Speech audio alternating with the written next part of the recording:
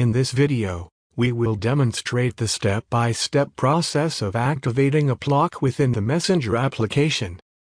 To begin, open the Messenger application and ensure you are signed in to the appropriate account.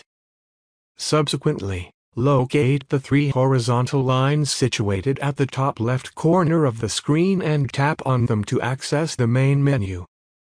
From the drop-down menu, identify the settings icon positioned at the top right corner and click on it to proceed. Within the settings menu, scroll down and locate the privacy and safety option. Tap on it to continue. Thereafter, select the block option. On the screen, you will observe the unlock with biometric option, which is presently disabled. Tap on it and subsequently press your finger on the fingerprint sensor to enable it.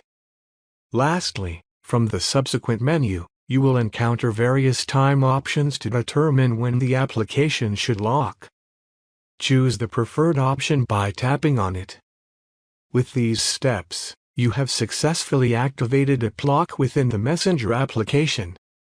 We appreciate your attention, and we look forward to seeing you in our next video.